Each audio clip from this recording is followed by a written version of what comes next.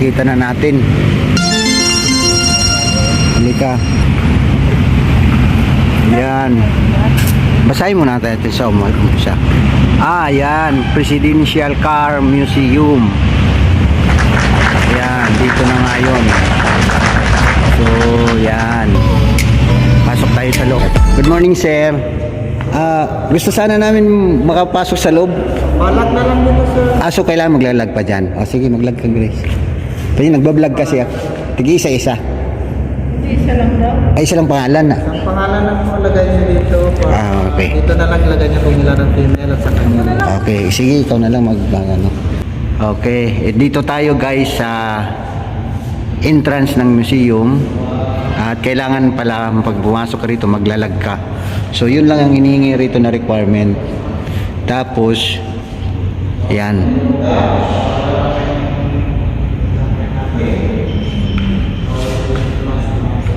Ano daw yung bawal? Ayan. Bawal halawakan. Ito guys yung mga paalaala, mga reminders. Pinagbabawal. Ayan. Bawal hawakan ang mga sasakyan sa loob ng museo. So, may English din na translation. Pangalawa, bawal gumamit ng flash sa pagkuha ng larawan. So, bawal yung nagpa-flash. Bawal uminom at kumain sa loob habang nasa loob ng museo. Bawal magsuot ng sombrero. Ayun, nako. Bawal pala habang nasa loob ng museo. So, patanggalin natin ang suot ng sombrero. Panatilihin ang katahimikan at habang nasa loob ng museo. Salamat, sir, sa paalala. Thank you. Saan tayo? Saan pwede? Dito na.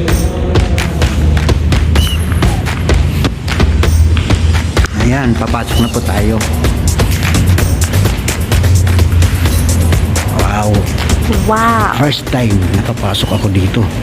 Nandito po ako sa loob ng museum na matatagpuan dito sa Quezon City Circle.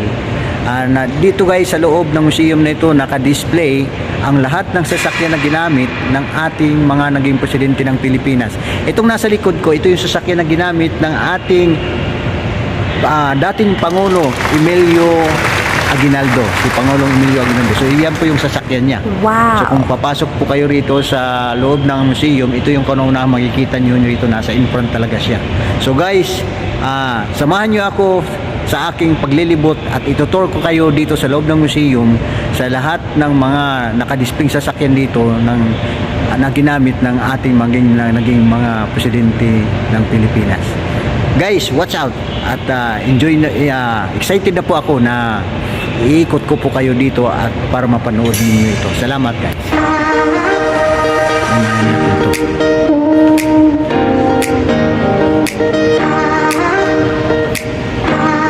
Ayan. Wow. Sasakyan ni Pangulong Quezon 1937. So ito guys ang sasakyan na ginamit ni Manuel L. Quezon, Pangulong Manuel L. Quezon noong 1937. O yan guys ha. Wow. Tingnan natin. Galing.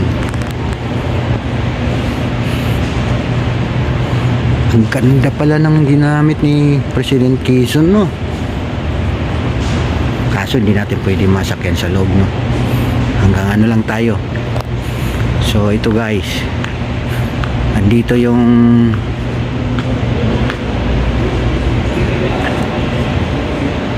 ayan, yung mga photos ni Quezon na gamit niya yung sasakyan niya. Anong tatak nito? Wow. Chrysler Airflow Custom Imperial CW. Sana tama yung pag-pronounce ko no. Kayo na lang guys ang bahala. So dito tayo sa sunod. Manuel S. Quezon 144th birthday anniversary August 19. Wow. So kasi celebrate lang pala guys ni President Manuel L. Quezon noong August 19. So di ko ito narinig na mayroon ganitong celebration. O baka di ko lang narinig. Okay, ito naman isa pa. Kanino naman to? Sinakyan ni ito yung ginamit naman guys na sasakyan ni ayan, Wow. atras tayo. Ayan, ito yung ginamit na sasakyan guys ni Pangulong Osmeña at si Pangulong Laurel. Bali, itong sasakyan pala, dalawang pangulo ang gumamit nito, si former President Osmeña at former President Laurel. So, ayan guys. I think pareho lang ng Wow. model. So, pareho lang ng model. Hindi ako nagkakamali. Parang pareho lang ng model ng ginamit ni. Pareho lang ba? So, ayan yung plate number. Plate number 1. Of course, kasi president siya eh. Philippines 43. So, ang ibig sabihin yata ng 43 is 1943. So, sunod. Punta naman tayo dito. Wow. Ang sasakyan ni ginamit ni President Manuel Rojas 1942 hanggang 48. Ito yun sa mga kaibigan. Ang sasakyan na ginamit ni former President Manuel Rojas. Yan. Yan guys. Wow, ang gaganda pala ng mga kotse nila noon ah. So, almost, kung papansinin nyo, tingnan niya natin, kung yung tatlo na yan, parang halos magka-similarity lang ng model. So, dito naman tayo kay President sa sasakyan na ginamit ni Pangulong Elpidio Quirino. Chrysler din, Chrysler Crown Imperial Limousine. So ito rin yung pareho lang pala na model. So ito rin yung ginamit ni former President Elpidio Quirino. Ang ganda. Ayan. So yun guys ang ginamit na sasakyan ni former President Elpidio Quirino. Ayan, punta naman tayo rito sa sunod kaya sasakyan ni Magsaysay. So ito yung ginamit ni Magsaysay. O ito, kaiba naman to, Cadillac to, Cadillac series. Ito na yung sasakyan na ginamit ni President Ramon Magsaysay 1955 Cadillac Series 75-23. Yan guys. Wow. Yan yung Cadillac.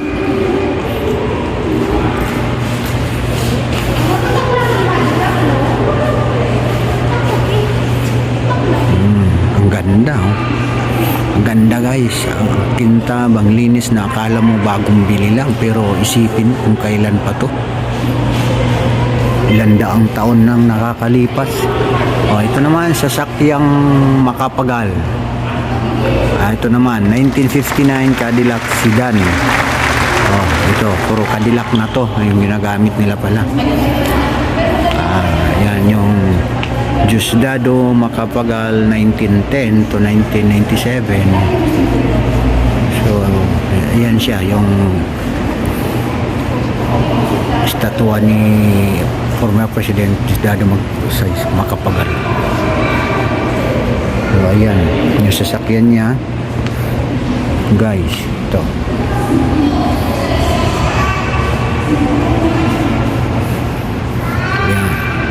so yun yung ginamit ni former President Diosdado Macapagal.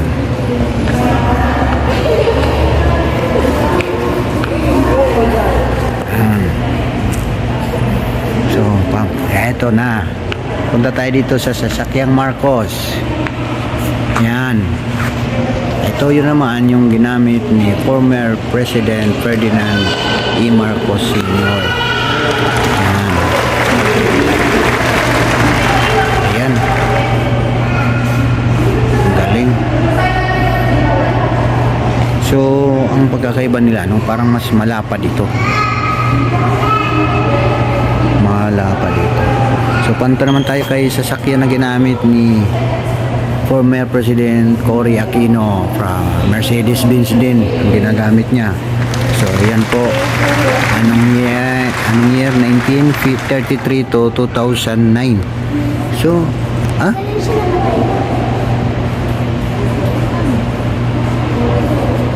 So 33 siya pinanganak, 2009 siya namatay. So ayan. So 1986 Mercedes-Benz ang ginamit ni former President Cory Aquino. Mercedes-Benz din guys to.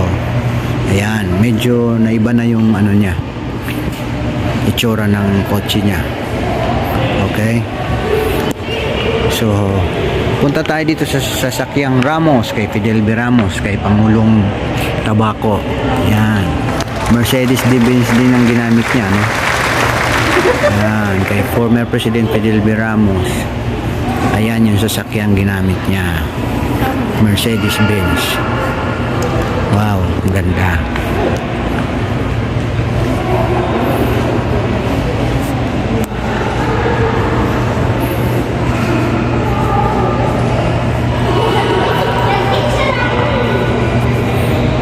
So ito naman guys ang ginamit na sasakyan ni former President Joseph Ejercito Estrada.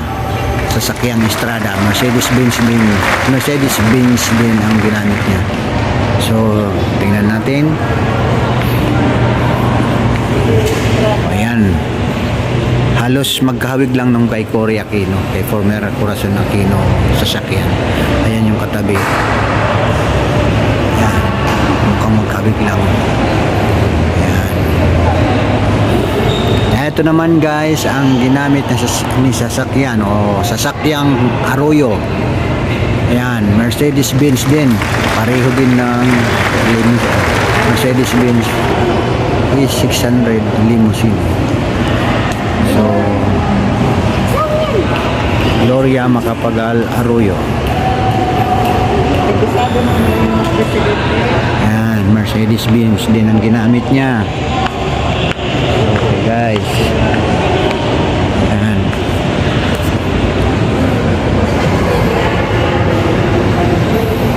Oh. Dito tayo. Ito medyo ano to, unique to. Oh. Wow, talagang makalumang panahon pa talaga. Oh. Kanino kaya to? Ginamit ni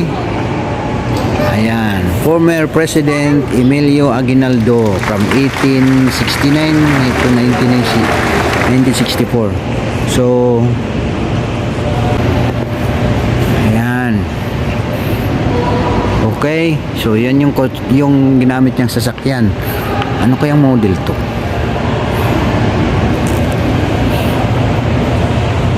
Ano yan? Pasensya na guys, medyo hindi ko kabisado yung mga pagdating sa sasakyan kasi wala pa ako sasakyan. Hindi pa ako nakatikim ng sariling sasakyan, no? So hopefully balang araw, wala nang masamang mangarap, no? Pero di ko mabasa kung anong sasakyan nito guys. Pakar, Paskar. So ayan, napansin ko lang yung gulong niya, parang gulong ng motorsiklo lang. Ang ninipis, oh. Ayan, ang galing. So ayan guys. Eto guys, kanino kaya ito ginamit?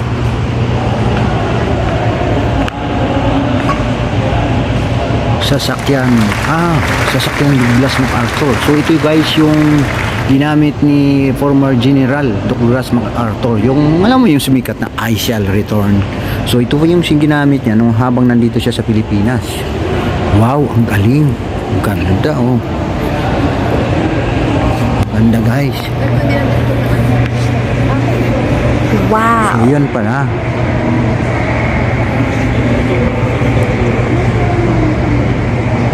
So ang ganda guys, oh. So ang plate number niya is 1.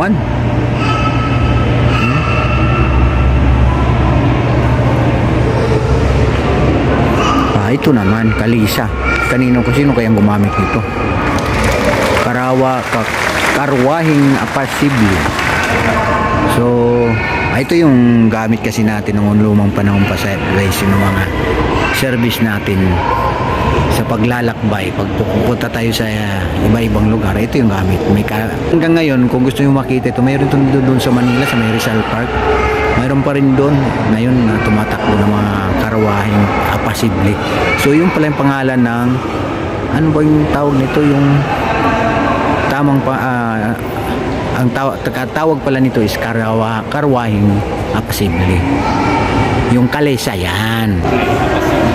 Bali kaya tinawag siyang karwahing apasible kasi siya yung ito yung kaunahang gumagamit siguro ng ng Kalesa. Yan. Dito naman tayo, ito common ito. Ito yung jeep magsaysay. Ito yung kung makikita natin noon, naalala mo sa mga pelikula ng World War II. So ito yun, yung mga service ng mga sundalo na Amerikano. So ayan natatakyo na parang ginagamit pa ito. Mailan lang pa may ginagamit pa ito hanggang ngayon. Hindi ako nagkakamali. Ang tawag nito, jeep. Yung jeep. 1943 Willys Jeep. So yun siguro yung service niya.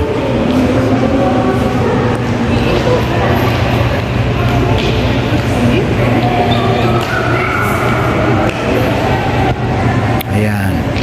Ito naman, kanino to? Wow, sasakyan ni former First Lady Imelda Marcos. Rolls Royce Phantom ko. Iba yung sa kanya, no? Kakaiba lang, no?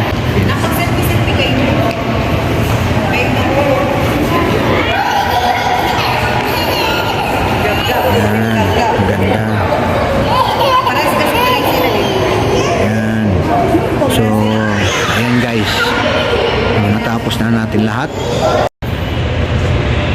Yung nasa likod ko po na sasakyan ay ito po yung ginamit ni General MacArthur. Kung matatandaan niyo, nagsalita ng I shall return. So ito yung service na ginagamit niya nung nandito pa siya sa Pilipinas. So guys, salamat sa inyong panonood sa aking video.